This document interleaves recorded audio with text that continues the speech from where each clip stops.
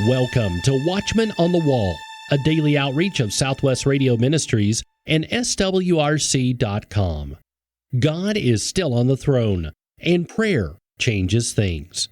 Today, author and researcher Dennis Cuddy is here to begin a brand new series examining how he believes the global crises that are shaking our world are not accidents.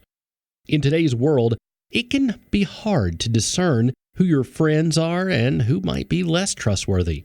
The Bible is full of cautionary tales of friends and family who disappoint, or worse, turn on their own, starting with the serpent that lured Eve, then Adam, from the eternal life and their perfect and safe home into a cruel world of pain, toil, and death. And we all know of how Jesus' closest friends and family were not always there for him. You, on the other hand, our dear SWRC supporters, have never let us down in 90-plus years. As we adapt to new technologies and yet strive to maintain the mediums where we have always met our listeners, continuing to offer faith-building resources and publications, we realize the financial investment it requires. To meet these financial needs going into the future, we are seeking a faithful 500. This is 500 individuals and families who will pledge a monthly gift of $50 or more or increase their existing monthly gift. Thank you, faithful friends, for making an eternal difference through Southwest Radio Ministries. Please become a part of our faithful 500 today. Go to swrc.com and click Donate, or call 800-652-1144 and become a faithful friend today. Here's our host, Dr. Larry Spargimino, with today's guest. Dr. Dennis Cuddy has written a new book. It's titled Conspiracy 3. Now, friends, what does the word conspiracy mean? A conspiracy is a secret plan or agreement to carry out an illegal or harmful act, especially with political motivations. So Dr. Cuddy has written a new book, Conspiracy 3. It's an amazing book. We usually do 2 programs with an author, but we're going to do 3 programs with Dr. Cuddy.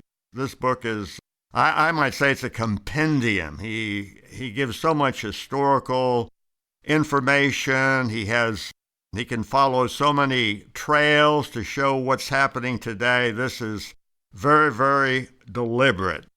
We are going to give you an opportunity to get your own copy of the book. In a few minutes, we'll do a promo.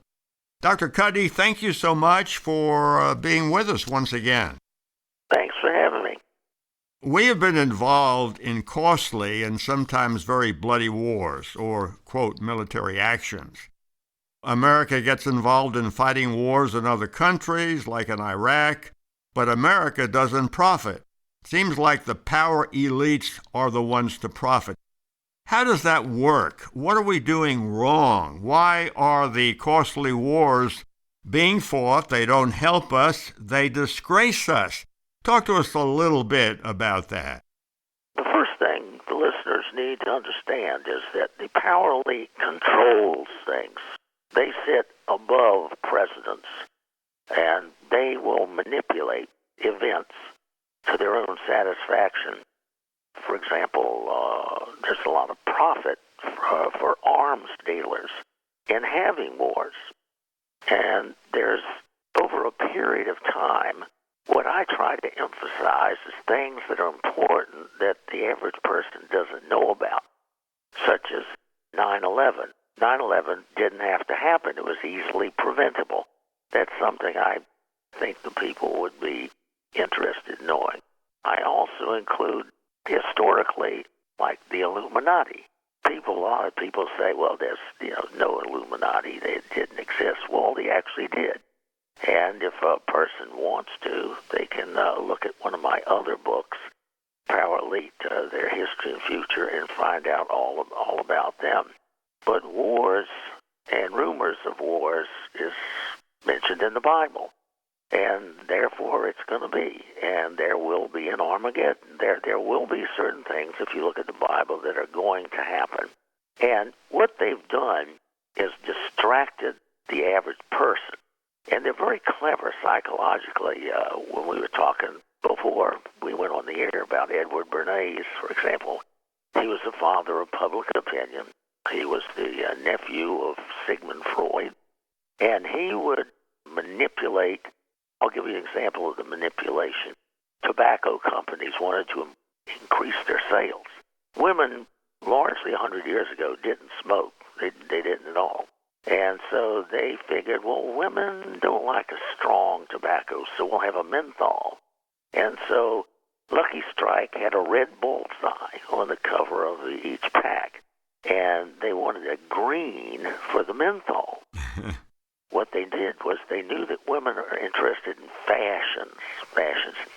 Edward Bernays went to the garment district of New York and told them to make red and green the fashion for the next year. They did, and bingo, women became as stupid as men and started smoking. So we're often manipulated. Now, what happened when you go to the 60s is when the control mechanisms start to take place. What happens is you had the sleepy Eisenhower years in the 1950s, Andy Griffith sitting on the porch and all that. But by the 60s, what happened was George Orwell's 1984 became very important in terms of psychological manipulation. They would quicken the tempo of human life. The hero was Winston in that book, and the villain, Big Brother's agent, was O'Brien. And Winston said, "We will never succumb to Big Brother." And O'Brien said, "Oh, yeah, you're going to come to love Big Brother. And what if we quicken the tempo of human life?" So that's what they did in the 60s. Things started getting faster. A woman might say, "Oh, I got to pick up Johnny for ball practice. I got to get Susie for ballet practice. I got to go. And why that's important is if you quicken the tempo of human life, people don't even have time to think. I remember when I was back in the 60s, I would hear people say, women especially say, "I don't even have time to think about it," Right. And if you do that, you force people to make decisions based on emotion. And emotion is easily manipulated. That's why they wanted to do this. And so you would have the hippies, And what you did was you turned a basically Christian nation into a non-Christian nation with the hippies. And drugs. And the hippies' mottos were, "What's in it for me? Look out for number one," and free love. And they did that in one generation. And then that fits the communist secret plan. Right. Because they wanted to take just give us one generation, and we'll have them. We'll have them. They'll be able to control them. And they said, well, it's the beat. Boom, boom, boom, boom, boom, boom, boom, boom, boom, boom, boom, boom, boom. And that turns into a mantra, like a Hindu mantra, and it sinks into your subconscious. It actually takes over your mind. Right. I wrote an article in the Orlando Sentinel about how these boys committed suicide. And before one of them died, he says, it was like the music took over my mind. I had no control over myself. And that's where the power elite wants us. They want us to be under their control. And Bertrand Russell, who is one of these important members, wrote a book, The Impact of Science on Society, in the early 50s. And he says, when we get people to that stage, we won't even need police. We won't need police. We'll be able to manipulate them and control them. Have wars, and make them do whatever we want to. So if you go into, let's say, recently, the Trump election of 24 and the one earlier, I can actually show that the election was rigged. I can give proof. And something else beyond that. And then what you would find is not only rigged, but fraud. There's two things. And it's important when I'm telling you, the listener, I want the listener to pay attention to this. The seed money for Google was put up by the CIA and the National Security Agency. And so they share information about us. And Google bought a thermostat company. Now, Google doesn't have any reason to have a thermostat company, except they placed a little listening device. This is not the older one, but the newer thermostat companies are Google's, right? And so they placed a little listening device, and they can hear everything you say, your private sex life, whatever it is. I told this to a fellow at a UPS store, and he said, I thought something funny was going on. He said, so I went home, and I turned off the TV, the computer, everything just off. Everything off. And I sat there talking to myself. He said, no, it's a blah, blah, blah, blah, blah, blah, Smith's prune juice, blah, blah, blah, blah, blah, Smith's prune juice, blah, blah, blah. Within 1 hour, there was an ad for Smith's prune juice on his social media, on his media. Wow. So they know everything you're doing. You people who are listening to us now, they know everything you're doing, and they've created profiles on you. They've created profiles, and they know everything about you. They know what buttons to push to make you respond in a certain way. So it's a control mechanism. They're controlling us now without us, as Bernays said, without us even knowing it. Well, all of that, you have written a lot on that. You've followed all the lines, the proofs. People sometimes say, you guys are crazy. Well, you've documented it all. It's very important. Yeah. I was I taught history at university, and I appreciate what's called primary evidence. You have to be able to document things. Like, for example, Reverend Snyder, 200 years ago, wrote to President Washington in 1798, and he said, Mr. President, do you know the Illuminati's here in Georgia? And I put a handwritten copy of Washington's response, and he said, yes, I know they're here. And see, what happened was this was historically progressive, right? Citizen Genet was connected with, in the French Revolution, everybody became their own citizen this and citizen that's supposed to be equal, right? So he was sent to Russia first. He was going to start in Russia. But Catherine the Great wasn't stupid. She found out what he was up to. So she kicked him out. He came over here to South Carolina, worked his way up through the Carolinas and Virginia and so forth into Pennsylvania, where they had the Whiskey Rebellion. Now, they call themselves democratic societies, but I was very suspicious about this. So I asked the Librarian of Congress, James Billington, who was a Rhodes Scholar, to get a copy of, there was only one copy in the Library of Congress, of a book by John Wood, I think it was called The Clintonian Faction of the Columbian Illuminati. And I put their oath right next to the first oath of the Illuminati, and they were exactly the same. They just didn't want people to know that they were here. So that's the historical approach to this thing. It goes over many, many years. It involves the Civil War. People have no idea what the Civil War was about. No idea what it was about. And you would say, okay, it was to free the slaves. It wasn't to free the slaves. I mean, I'm glad the slaves are free. I'm glad. But it wasn't to free the slaves. If the purpose had been to free the slaves, why didn't Lincoln and his friends, his allies in the North, free the slaves in 1861? They didn't. 62, they didn't. 63, they didn't. The Emancipation Proclamation only applied to the South. 64, they didn't. 65, they didn't. Until December 18th, when the 13th Amendment went into effect. Why?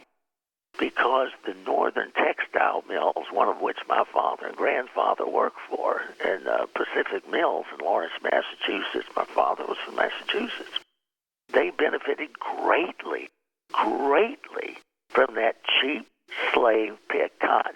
So this idea of the virtuous North and the evil South is nonsense. Only 13% of Confederate soldiers even had any slaves.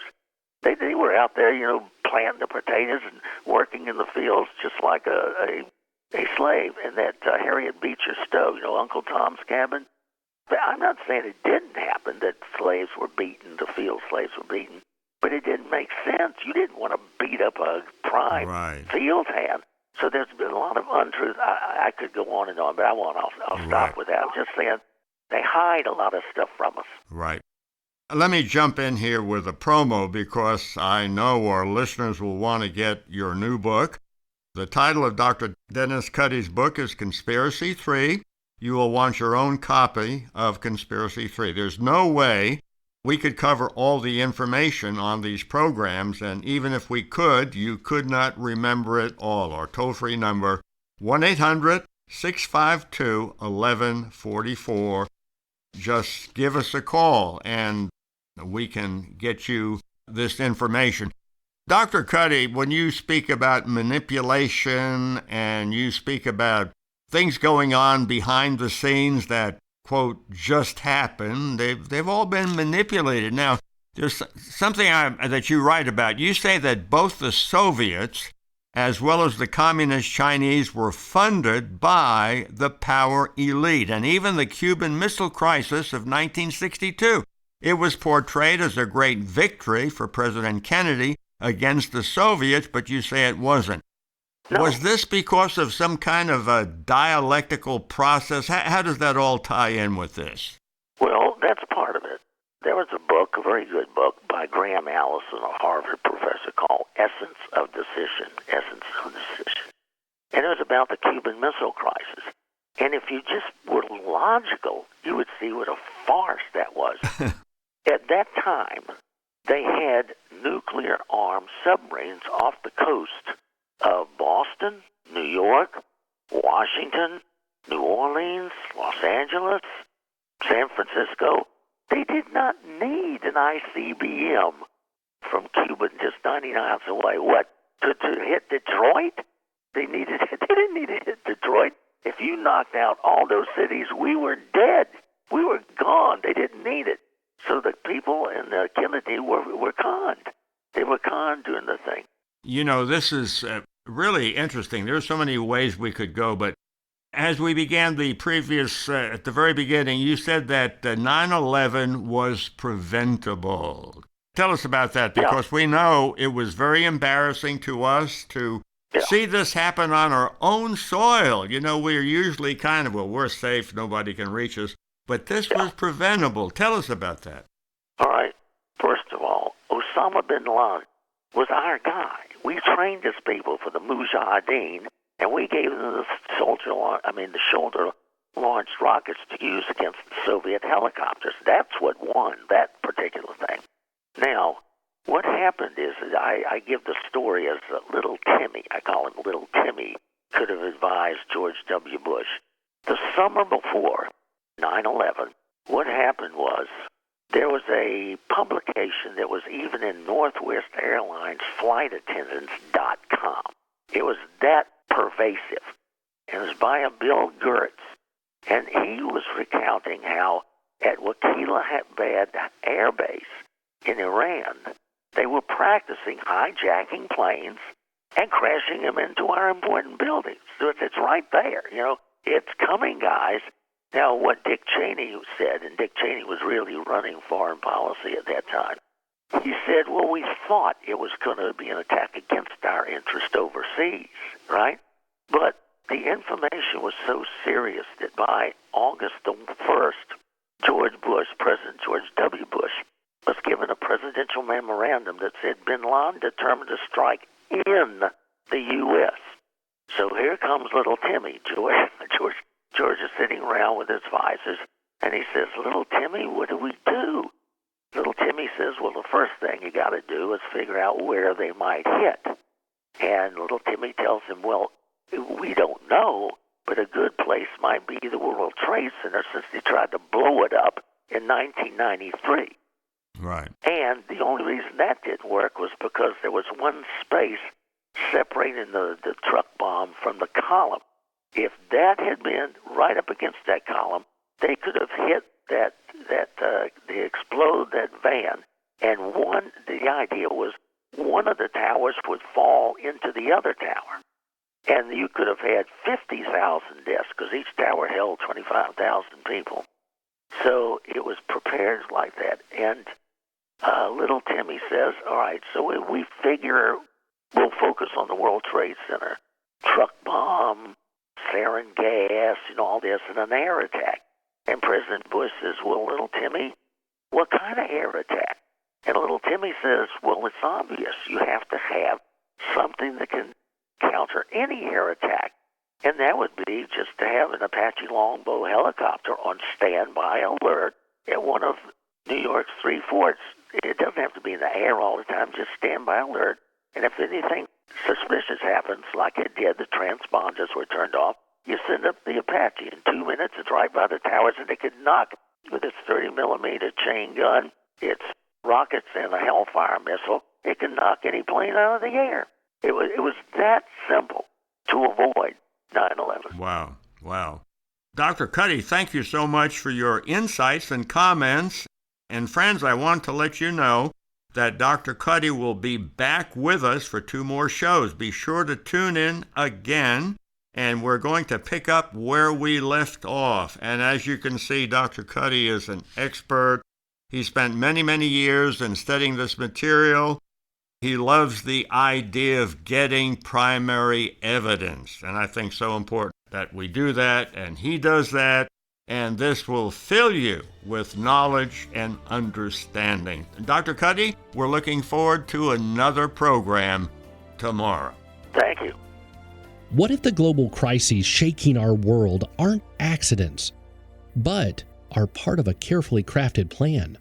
In Dennis Cuddy's brand new book, Conspiracy 3, uncover the chilling connections between Klaus Schwab, the legacy of Nazi ideology, and the push for a one-world government. From pandemics to political chaos, this explosive book explores how world powers may be using the classic Hegelian dialectic, problem, reaction, solution, to manipulate society into accepting the so-called Great Reset. Conspiracy 3, the brand new book by Dennis Cuddy. Order your copy today when you call 1-800-652-1144. That's 1-800-652-1144. You can also order Conspiracy 3 at our website. Visit swrc.com. If you've ever suspected there's more to the headlines than meets the eye, Dennis Cuddy's new book, Conspiracy 3, will confirm your instincts and open your eyes.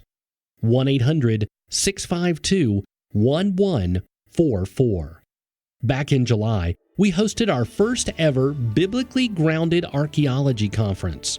Archaeologist Clayton Van Huss is here to give us a report on this special event.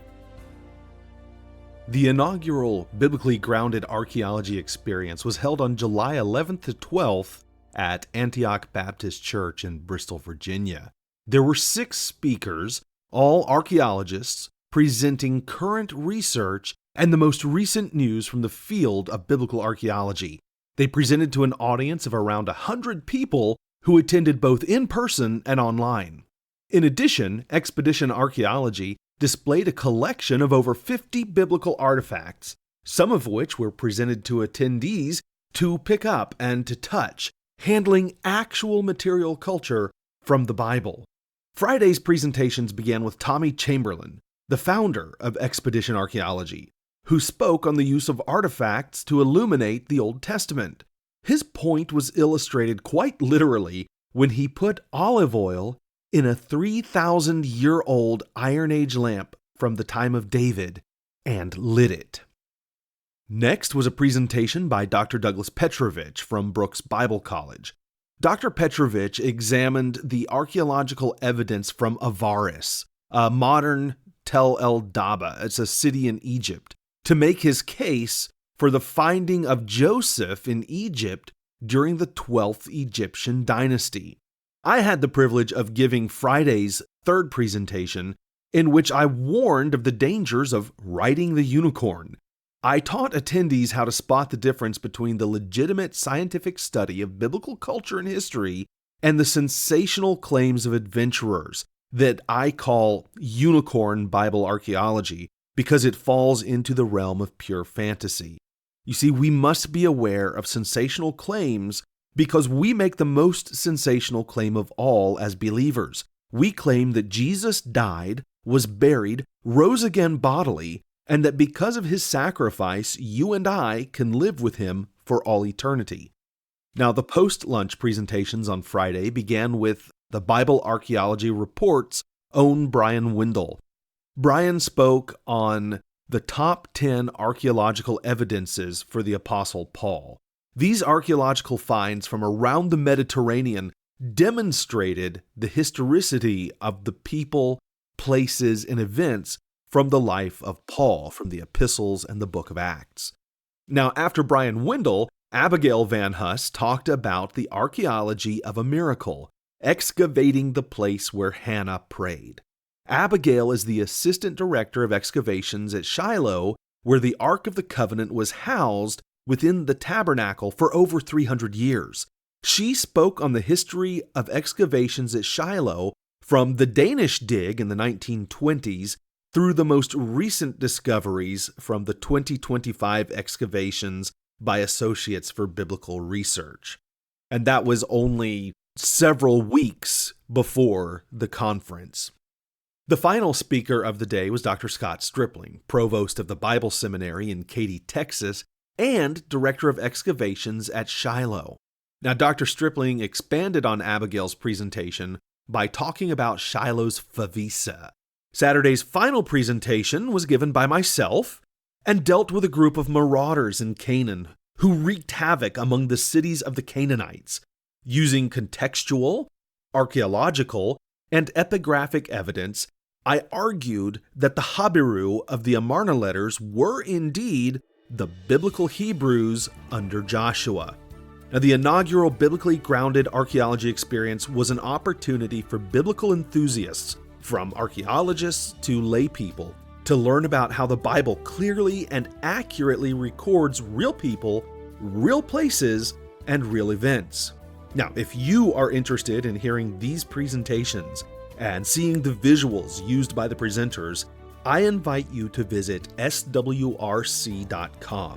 where you can purchase the entire biblically grounded archaeology experience or select presentations on DVD. As we begin a brand new month together, we are seeking a faithful 500 who will pledge a monthly gift of $50 or more. To become part of our faithful 500, please visit swrc.com and click Donate, or call 800-652-1144. Please join today with your monthly gift and be counted as part of the Faithful 500 this month. 1-800-652-1144, swrc.com. Watchman on the Wall is a production of Southwest Radio Ministries and is supported by faithful listeners like you. To learn more, visit swrc.com.